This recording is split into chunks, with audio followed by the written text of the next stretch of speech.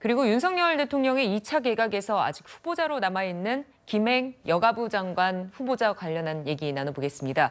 그제 인사청문회에서 후보자가 도중에 나가버리는 초유의 사태가 발생했는데요. 현장 모습 보시죠. 따님의 주식 거래 내역, 현황, 지분 구조 밝혀주시라고요. 딸이 원하지 않습니다. 이거 분명히 고발을 당하신 겁니다.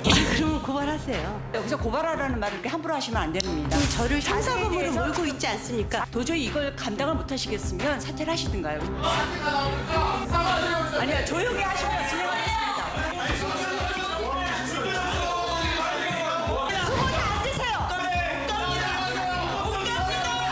어딜 도망가요? 앉으세요.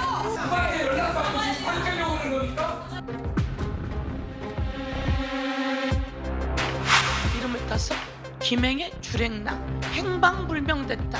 김행방불명, 김행방불명. 장관의 무게를 감당하지 못하고 드라마틱하게 청문회를 엑시트했습니다. 출석조차 하지 않고 도망가고 그리고 소재조차 정말 김행방불명입니다. 행방불명이 되는 이런 상황이 벌어지리라고는. 네, 주인공 없는 청문회 소동, 김행 후보자의 자료 제출을 두고 공방이 이어지다가 발생한 건데요. 설정 변호사님, 김행 후보자가 자료를 거의 제시하지 않았다고 하는데 어떻게 보십니까? 그러니까 인사청문회법을 정면으로 위반한 거라고 전 보입니다. 이제 네. 왜 그러냐면 인사청문회라는 게 청문이지 않겠습니까? 그러면 듣고 물어보고 듣는다는 거예요. 그렇다고 한다면 물어볼 때 뭘 가지고 물어보겠습니까? 아니 그 후보자가 제출한 원본 자료를 가지고 물어봐야 되지 않겠습니까? 검토를 하고. 근데 김행 후보자 같은 경우는 본인이 그 지명 이후에 언론에 대해서 뭐라고 했습니까?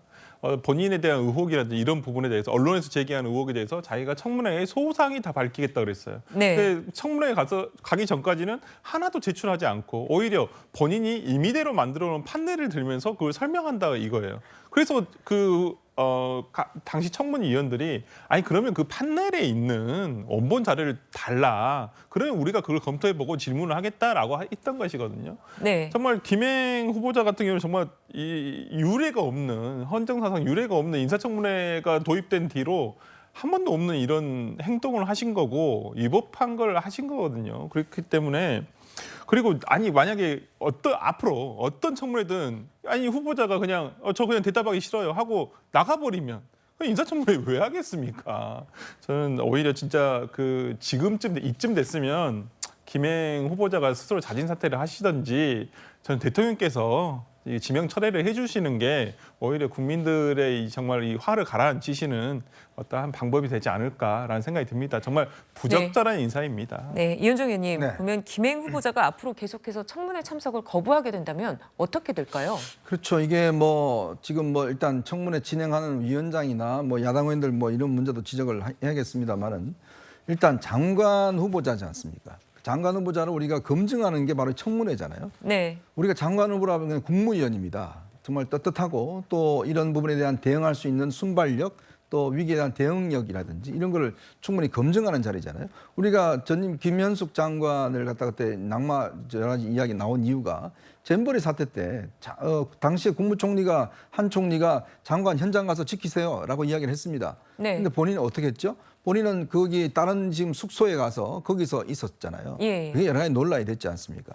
그것도 잼버리 사태가 아주 국민들에게 여러 가지 어떤 문제가 있음에도 불구하고 본인이 주무장관임에도 불구하고 어떤 책임지는 자세를 안 보였기 때문에 교체 여론이 나온 거잖아요. 그렇다면 그 후임이라면 자 보십시오. 한동훈 장관, 원희룡 장관이 언제 이 상임위 할 때 본인이 물러서는 거 보셨습니까? 떳떳하게 대응하잖아요. 예. 본인이 반박하고 대응하고 그다음에 논쟁을 벌이고 그게 장관의 모습 아닌가요? 그런 것들을 평가하는 게 저는 이 청문회라고 봅니다.